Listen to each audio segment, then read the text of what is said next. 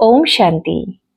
আজি 2 জুলাই 2026 সাক্ষাৰ বাবাৰ মধুৰ মহাবাক্য।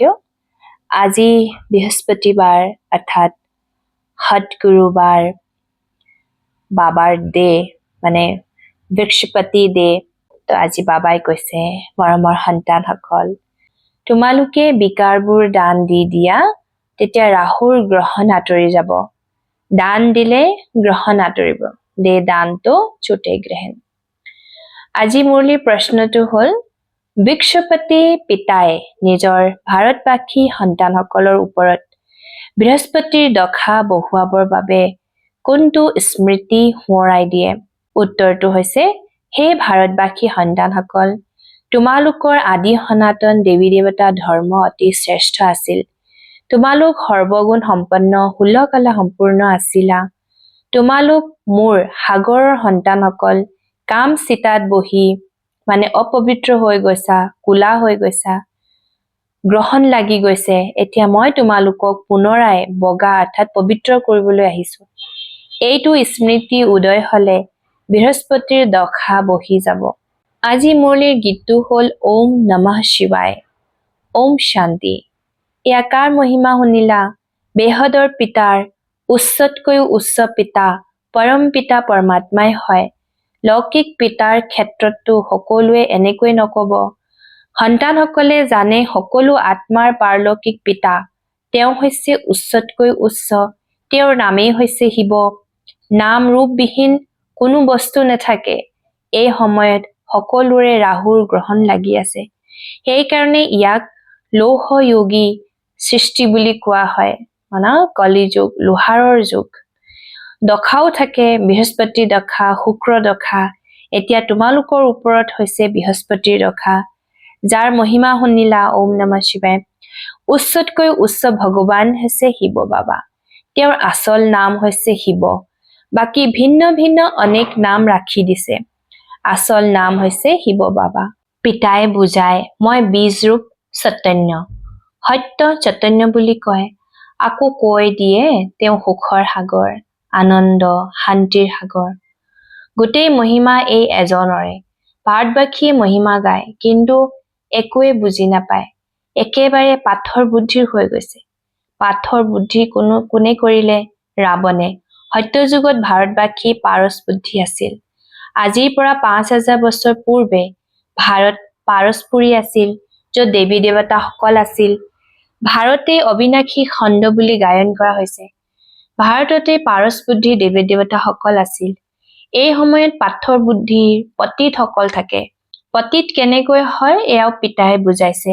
দাপৰৰ পৰা যেতিয়া কাম চিতাত বহে তেতিয়া কলা হৈ যায়। কাম অগ্নিত সকলো ভস্ম হৈ গৈছে। তাৰ ভিতৰতো বিশেষকৈ ভাৰতৰ কথা। ভাৰতত পাৰস বুদ্ধি দেৱতাসকলৰ ৰাজ্য আছিল।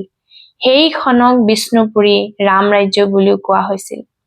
এয়া পিতা আহি শুনায়, মৰমৰ প্ৰিয় সন্তানসকল, যেতিয়া তোমালোক সত্যযুগত আছিলা, সৰ্বগুণ সম্পন্ন আছিলা, এয়া তোমালোকৰ মহিমা। তাত বিকাৰ নাথাকে। দাপৰৰ পৰা ৰাৱণ 5 বিকাৰ ৰাজ্য আৰম্ভ হয়। তেতিয়া ৰাম ৰাজ্য সলনি হয়, ৰাৱণ ৰাজ্য হয়। এতিয়া গ্ৰহণ লাগি আছে। ভাৰত একেবাৰে কলা হৈ গৈছে।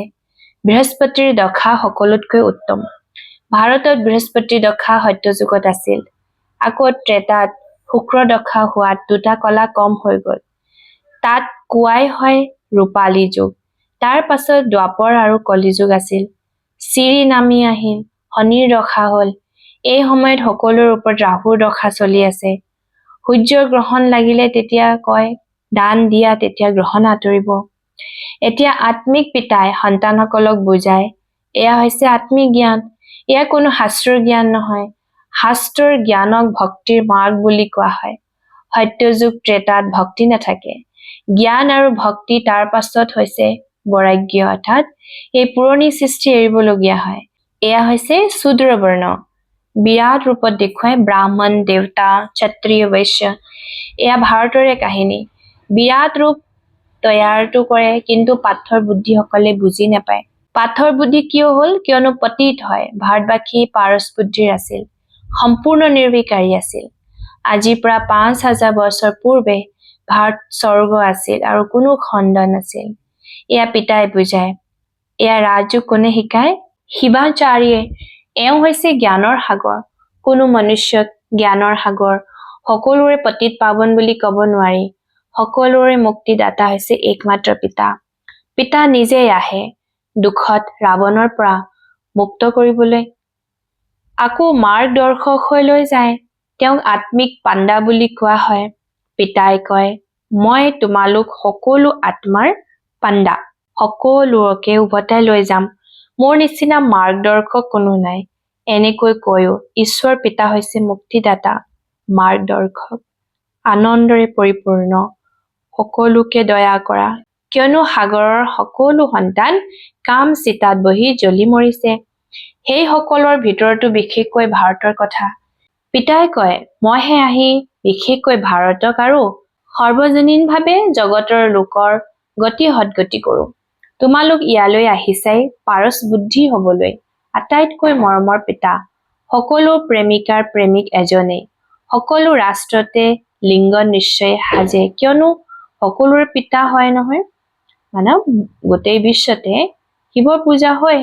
শিৱৰ মন্দিৰ ভাৰতত বহুত আছে, যাক শিৱালয় বুলি কয়। থকা স্থান সত্যযুগত দেৱী দেৱতাৰ ধৰ্মৰ মনুষ্য। কিন্তু সেই ধৰ্ম কেতিয়া আছিল, তেওঁলোকৰ ৰাজ্য কেতিয়া আছিল, এয়া গম নাপায়।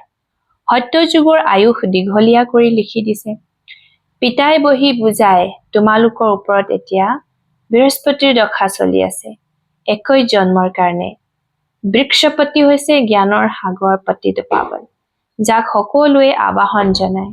আপুনি মাতা পিতা, আমি আপোনাৰ সন্তান। সকলোৱে তেওঁৰ মহিমা কৰে। যথাযথ সত্যযুগ ত্ৰেতাত সুখ ভৰপূৰ আছিল, যিহেতু পিতা স্বৰ্গীয় ঈশ্বৰ পিতা, স্বৰ্গৰ ৰচয়িতা, কাৰণে হেভেনলি গড ফাদাৰ, তেন্তে নিশ্চয় আমিও স্বৰ্গত থকা উচিত। পিতাই বুজায়, তোমালোক সকলো স্বৰ্গবাসী আছিলা, এতিয়া নৰকবাসী হৈছা। ভাৰতৰে আদি সনাতন দেৱী দেৱতা ধৰ্ম, যেনেকৈ খ্ৰীষ্টিয়ান ধৰ্মৰ সকল, তেওঁলোক খ্ৰীষ্টিয়ান ধৰ্মতে চলি থাকে। পিতাই কয়, তোমালোক দেৱী দেৱতা ধৰ্মসকলে নিজৰ ধৰ্ম কিয় পাহৰি গলা, যিহেতু তোমালোক দেৱী দেৱতা ধৰ্মৰ আছিলা। পিতাই স্মৃতি সোঁৱৰাই দিয়ে, তোমালোকৰ সকলোতকৈ শ্ৰেষ্ঠ ধৰ্ম আৰু শ্ৰেষ্ঠ কৰ্ম আছিল। এতিয়া তোমালোক নিজ পাপী কংগাল হৈ গৈছা। তোমালোক হোৱাই দেৱী দেৱতাসকলৰ পূজাৰী, তেন্তে নিজক হিন্দু বুলি কিয় কোৱা? ভাৰতৰ এয়া কি অৱস্থা হৈ গৈছে? যিসকল দেৱতা ধৰ্মৰ হয়, তেওঁলোক বিকাৰী হোৱাৰ কাৰণে নিজক দেৱতা বুলি নকয়। পিতাই কয়, এতিয়া এই পতিত সৃষ্টিৰ অন্ত হ'ব। মহাভাৰতৰ যুদ্ধও সমাগত। ভগৱানুবাচ, ভগৱানে কয়, মই তোমালোকক সত্যযুগৰ কাৰণে ৰাজযোগ শিকাওঁ। ভগৱানটো এজনেই, আমি তেওঁৰ সন্তান শালিগ্ৰাম। পিতাই কয়, তোমালোক যিসকল পূজ্য আছিলা, সেই সকলেই পূজাৰী ভক্ত হৈ গলা। এতিয়া আকৌ জ্ঞান লোৱা পূজ্য দেৱতা হবৰ কাৰণে। আকৌ দ্বাপৰৰ পৰা পূজ্যসকলে পূজাৰী হৈ যায়। তোমালোকে সম্পূৰ্ণ 84 জন্ম লোৱা। যিসকলে 84 জন্ম লৈছে, সেইসকলে আহি ব্ৰহ্মা কুমাৰ কুমাৰী হব। ব্ৰহ্মাৰ দ্বাৰা আদি সনাতন ধৰ্মৰ প্ৰতিষ্ঠা, এয়াও গায়ন কৰা হৈছে। প্ৰজাপিতা আছে যেতিয়া অনেক সন্তানো থাকিব, সেই সকলটো নিশ্চয় ইয়াতে থাকিব লাগে। কিমান অনেক প্ৰজা আছে, এই ব্ৰাহ্মণ সকলে আকৌ দেৱতা হব লাগে। পিতা আহি শূদ্ৰৰ পৰা সলনি কৰি ব্ৰাহ্মণ ধৰ্ম প্ৰতিষ্ঠা কৰে। এই সংগম যুগতে আদি সনাতন দেৱী দেৱতা ধৰ্মৰ প্ৰতিষ্ঠা হয়। এয়া হৈছে কল্যাণকাৰী সংগম যুগ। এই যুদ্ধকে কল্যাণকাৰী বুলি কোৱা হয়। এই বিনাশৰ পাছতহে আকৌ স্বৰ্গৰ দুৱাৰ মুকলি হয়। তোমালোকে ইয়ালৈ আহিছা স্বৰ্গবাসী হবলৈ বা বিষ্ণুপুৰীলৈ যাবলৈ। তোমালোক সন্তানসকলৰ ওপৰত এতিয়া অবিনাশী বৃহস্পতিৰ দশা চলি আছে। 16 কলা সম্পূৰ্ণ বুলি কোৱা হয়। পুনৰ 2টা কলা কম হৈ যায়, তেতিয়া শুক্ৰৰ দশা বুলি কোৱা হয়। সত্যযুগত বৃহস্পতিৰ দশা চলে, আকৌ ত্ৰেতাত শুক্ৰৰ দশা চলিব। আকৌ তললৈ নামি আহিলে মংগলৰ, শনিৰ, ৰাহুৰ দশাও চলে। জনম জন্মান্তৰ ওলোটা দশাবোৰ চলিয়ে আহি আছে। এতিয়া পিতাৰ দ্বাৰা বৃহস্পতিৰ দশা বহিছে। এওঁ হৈছে বেহদৰ পিতা, জ্ঞানৰ সাগৰ, পতিত পাৱন। তেওঁৱেই তোমালোকৰ পিতাও হয়, শিক্ষকো হয়, সদ্গুৰুও হয়। বাকী সকলো মিছা, কাৰো সদ্গতি কৰিব নোৱাৰে। ইয়াক কোৱা হয় বিকাৰী সৃষ্টি, সেইখন হৈছে নিৰ্বিকাৰী সৃষ্টি। এতিয়া বিকাৰী সৃষ্টিত সকলো বহুত দুখী, যুদ্ধ, মৰামাৰি কি হৈ আছে। ইয়াক কোৱা হয় অনাহকতে ৰক্তপাত। কোনো কাৰণ নোহোৱাকৈ কি কৰি থাকে। এটাই বোমা এনেকৈ পেলাব যে তৎক্ষণাৎ সকলো নাশ হৈ যাব।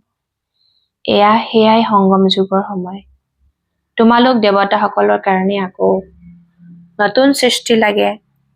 গতিকে এতিয়া পিতাই কয়, মৰমৰ সন্তানসকল, নিজকে আত্মা বুলি ভাবি পৰম পিতা শিৱক স্মৰণ কৰা। এয়া কোনজন পিতাই কলে? শিৱ বাবাই। তেওঁতো হৈছে নিৰাকাৰ। এনেই নিৰাকাৰটো তোমালোকো হোৱা, কিন্তু তোমালোক পুনৰ জন্মত আহা, মই নাহো। এই সময়ত সকলো পতিত, এজনো পাৱন নাই, পতিত হবই লাগে। হতু ৰজু তমুলৈ অৱনমিত হবলগীয়া হয়। এই সময়ত গোটেই বৃক্ষই জৰাজীৰ্ণ অৱস্থা পাইছে। সৃষ্টি একেবাৰে পুৰণি হৈ গৈছে। এতিয়া পুনৰাই তাক নতুন কৰি তুলিবলগীয়া হয়। পতিত সৃষ্টিত চোৱা মনুষ্য কিমান, পাৱন সৃষ্টিত বহুত কম সংখ্যকে ৰাজত্ব কৰে। এটাই ধৰ্ম আছিল, অন্য কোনো ধৰ্ম নাছিল। ভাৰতকহে স্বৰ্গ বুলি কোৱা হয়।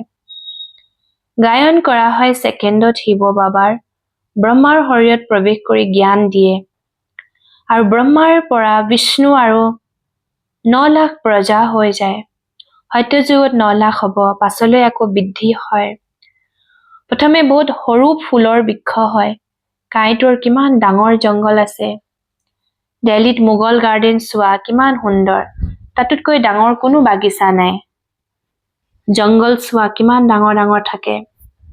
সত্যযুগী বাগিচাও বহুত সৰু হয়, আকৌ বৃদ্ধি হৈ ডাঙৰ হৈ যায়।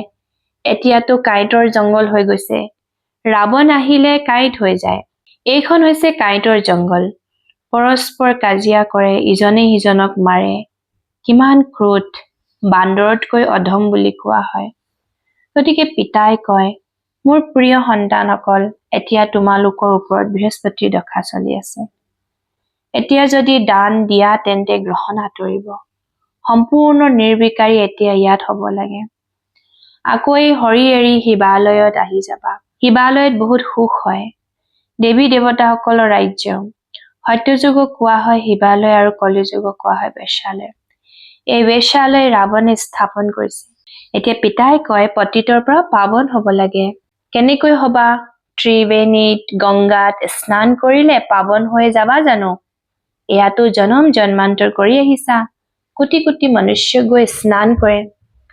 বহুত নদী, নাদ, পুখুৰী আদি আছে। য'তে পানী দেখে ততে গৈ স্নান কৰে।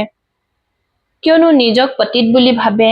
এতিয়া পাৰসনাথে তোমালোকৰ বুদ্ধি পাৰস কৰি আছে। গতিকে এনেকুৱা পাৰসনাথ পিতাক কিমান প্ৰেমেৰে স্মৰণ কৰিব লাগে। ভাল বাৰু, অতি মৰমৰ, কল্পৰ পাছত পুনৰাই লগ পোৱা সন্তানসকলৰ প্ৰতি মাতা পিতা বাপ দাদাৰ স্নেহপূৰ্ণ স্মৰণ আৰু সুপ্ৰভাত। আত্মিক পিতাৰ আত্মিক সন্তানসকলক নমস্কাৰ। আমাকো এনেকুৱা বনাওঁতা পিতাক বহুত বহুত শুক্ৰিয়া, শুক্ৰিয়া, শুক্ৰিয়া। ধাৰণাৰ বাবে মুখ্য সাৰ। প্ৰথম নম্বৰটো, এই কাইটৰ জগতৰ পৰা ফুলৰ বাগিচালৈ যাবৰ কাৰণে যিবোৰ বিকাৰ আছে, সেয়া বাহিৰ কৰি দিব লাগে। পাৰস কৰি তোলোতা পিতাক অতি মৰমেৰে স্মৰণ কৰিব লাগে। 2 নম্বৰটো, এই কল্যাণকাৰী সংগম যুগত শূদ্ৰৰ পৰা ব্ৰাহ্মণ তথা দেৱতা হোৱাৰ পুৰুষাৰ্থ কৰিব লাগে। ৰাহুৰ গ্ৰহণ আঁতৰাবৰ কাৰণে বিকাৰবোৰ দান দিব লাগে। বৰদান, সংগম যুগত প্ৰতিটো কৰ্ম কলাৰ ৰূপত কৰোতা 16 কলা সম্পন্ন ভৱ। সংগম যুগত প্ৰতিটো কৰ্ম এটা কলাৰ ৰূপত কৰোতা 16 কলা সম্পন্ন ভৱ। সংগম যুগ বিশেষ কৰ্মৰূপী কলা প্ৰদৰ্শন কৰাৰ যুগ, যাৰ প্ৰতিটো কৰ্ম কলাৰ ৰূপত হয়। তেওঁৰ প্ৰতিটো কৰ্ম বা গুণৰ গায়ন হয়। ষোল্ল কলা সম্পন্ন অৰ্থাৎ সকলো চাল চলন সম্পূৰ্ণ কলাৰ ৰূপত দেখা দিয়ে। এয়াই সম্পূৰ্ণ স্থিতিৰ লক্ষণ, যিয়ে সাকাৰত বাৰ্তালাপ চলন সকলোতে বিশেষত্ব দেখিলা। গতিকে এয়া কলা হৈ গ'ল না, উঠা বহাৰ কলা, চোৱাৰ কলা, চলনৰ কলা আছিল সাকাৰ বাবাৰ। সকলোতে অনাসক্ত ভাৱ আৰু বিশেষত্ব আছিল। গতিকে এনেকৈ পিতাক অনুসৰণ কৰি 16 কলা সম্পন্ন হোৱা। শ্লোগান, শক্তিশালী তেওঁ যিয়ে ততালিকে চিনাক্ত কৰি সিদ্ধান্ত লৈ লয়। শক্তিশালী তেওঁ যিয়ে ততালিকে চিনাক্ত কৰি সিদ্ধান্ত কৰি লয়। ওম শান্তি। অব্যক্ত ইংগিত, জ্বালামুখী স্থিতিত থাকি শক্তিশালী স্মৃতি অনুভৱ কৰা। তোমালোক সন্তানসকলৰ যুগ যেতিয়া জ্বালামুখী স্বৰূপ শক্তিশালী হ'ব, তেতিয়া পবিত্ৰতাৰ অগ্নিয়ে 1 ছেকেণ্ডতে বিশ্বৰ আৱৰ্জনাবোৰ ভস্ম কৰিব পাৰিব। পবিত্ৰতাৰ এই শক্তি হৈছে এক মহান শক্তি।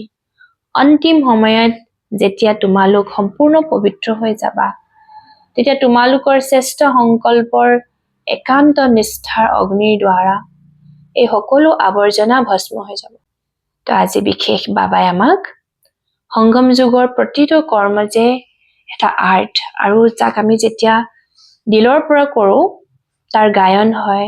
যেনেকৈ ব্ৰহ্মা বাবাৰ প্ৰতিটো কৰ্মৰে গায়ন, কেনে কমল নয়ন, হস্ত নয়ন, পদ্ম নয়ন, ভক্তি মাৰ্গত যেনেকৈ দেৱী দেৱতাসকলৰ গায়ন কৰা হয়, এয়া সাকাৰ ৰূপত ব্ৰহ্মা বাবাই কৰি দেখুৱালে। আৰু কৈছে কি এই কল্যাণকাৰী সংগম যুগতেই শূদ্ৰৰ পৰা ব্ৰাহ্মণ তথা দেৱতা হোৱাৰ পুৰুষাৰ্থ কৰিব লাগে। ৰাহুৰ গ্ৰহণ আঁতৰাবৰ কাৰণে বিকাৰবোৰ দান দিব লাগে।